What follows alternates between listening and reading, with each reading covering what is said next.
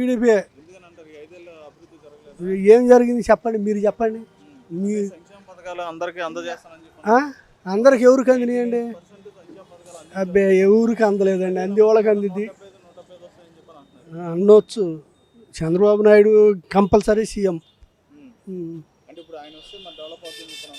ఇది కదండి. అప్పుడు అది వరకు అయిందిగా, ఏది ఒక రోడ్డు వేసాడా, ఏడన్నా ఒక కొద్ది మట్టి పోసాడా, ఏం చేసాడు? జనాలకు డబ్బులు అయితే సరిపోయిందా? డెవలప్ అయితే జనాలకి, పిల్లలకి ఉపాధి కల్పించి పిల్లలకు ఉద్యోగాలు వస్తాయి, అవి చేస్తాయి. జనాలకి వాళ్ళకి డబ్బులు వేసాను, వీళ్ళకి డబ్బులు వేసి, ఎవరికి డబ్బులు వేసా? డబ్బులు అయితే డెవలప్ అయిద్దా చెప్పండి? పూర్తి మద్యపాన నిషేధం చేసిన తర్వాత ఓట్లు అడుగుతాను. పూర్తిగా చేశాడుగా, అంతా బార్కి బెల్ట్ షాపులు అన్నీ పెట్టేశాడుగా, అంతా బాగానే ఉందండి. ఏం లేదు, జగన్ వస్తే నాశనం, రావటమే మొత్తం నాశనం చేశాడు. ఇంకా నాశనానికి జగన్ రాడండి. అది చంద్రబాబు నాయుడు కంపల్సరీ. బీజేపీ మొత్తం కలిసినా కానీ డెవలప్ చేస్తాడు చంద్రబాబు నాయుడు. ఆ హామీ మాత్రం గ్యారెంటీ చేయగలడు, అది మాత్రం ఓకేనండి. లాస్ట్ టైము ఇది మన మంగళగిరిలో లోకేష్ గారికి ఓటమిని చూపించారు, జనసేన తరపు నుంచి పవన్ కళ్యాణ్ గారికి ఓటమిని చూపించారు.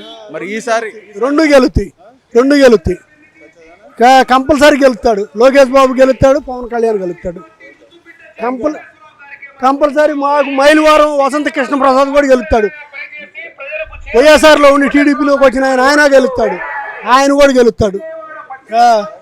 అభివృద్ధి అయితే నాకు తెలిసి జరగలేదండి. ఒక పథకాలు అనే పదం తప్ప అభివృద్ధి అనేది చాలా వెనకబడిపోయిందండి. ఇప్పుడు ఇచ్చిన సంక్షేమ పథకాలు అందరికీ 99% అందినాయి. అదేవిధంగా దానివల్లనే మేము 175 ఇప్పుడు సాధిస్తామని చెప్పి పథకాలు అనేది ఎస్టీ వాళ్ళకి అందినాయి సార్. అట్లా అని చెప్పి 100 ఎకరం భూమి ఉన్నవాడు కూడా అందినాయి సార్. మళ్ళాంటి పేదవాళ్ళకి అందలేదు సార్. అది పథకాల విషయానికి వస్తే అభివృద్ధి అనేది ఎడ్యుకేషన్ వాళ్ళకి, చదువుకున్న వాళ్ళకి అనేది వాళ్ళకి లేదండి.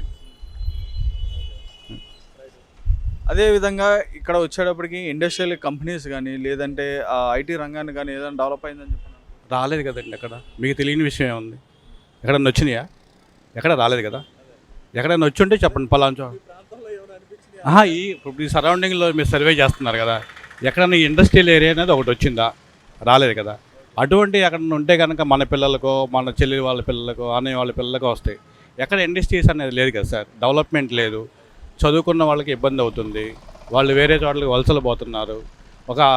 ఒక పథకాలు అనే పదం ఒకటే వినపడుతుంది తప్ప అభివృద్ధి అనేది ఎక్కడ మరి మన జనరేషన్లో కనబడలేదు.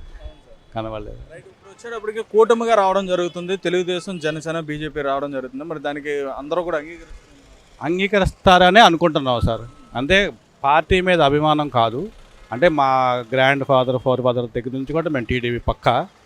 ఒక పార్టీ అభిమానం కాకుండా డెవలప్మెంట్ వ్యవహారంగా చూసుకుంటే కనుక కొంచెం మళ్ళీ అటువంటి సీనియర్ నాయకుడు వస్తే ఏమైనా డెవలప్మెంట్ అయిద్దని ఆశపడుతుంది. అయ్యిద్ది కూడా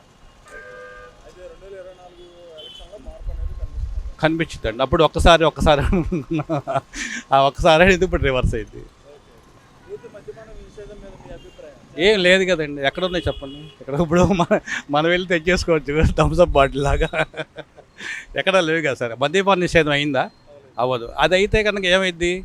గవర్నమెంట్కి ఆదాయం ఉండదు. ఇంకా ఎక్కడున్న ఒక ట్యాక్సుల రూపంలో కానీ వాళ్ళకి ఆదాయం అదే కదా వెన్నుముక.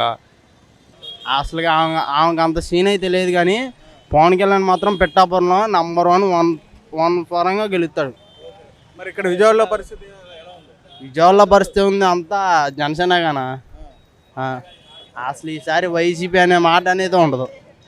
అది అంటే ఇప్పటివరకు జరిగిన విమర్శలు ఏంటంటే పవన్ కళ్యాణ్ గారు వెనకాల ఉన్న వాళ్ళకి, కుర్రోళ్ళకి ఎవరికి ఓట్లు లేవు అని చెప్పాను. ఓట్లు ఒకసారి వచ్చి చూడమన్నా. అప్పులా వాళ్ళలాగా దొంగ ఓట్లు వేయించుకోవడం కాదు. ఇప్పుడు ప్రతి ఒక్క కుర్రోడికి ఉంది ఓటు అనేది, ప్రతి ఒక్క కుర్రోడికి ఉంది ఓటు. అది ఈసారి మా పవన్ కళ్యాణ్ అసలు మామూలుగా ఉండదు. ఈసారి రచ్చగచ్చైనా సరే ఆ రోజు రచ్చ చేస్తాం. గెలిపించకుండా అయితే ఉండవన్న. మా నాయకుడు ఓడిపోతే ఇంకా మేము ఓడిపోయినట్టేగా. ఈసారి అయితే చూడు, వారు 1 సైడే. పవన్ కళ్యాణ్ వస్తాడు, మొత్తం పర్ఫెక్ట్ అన్న. తెలుగుదేశం కానీ అటు ఇటు మొత్తం పర్ఫెక్ట్. అది మొత్తం పర్ఫెక్ట్.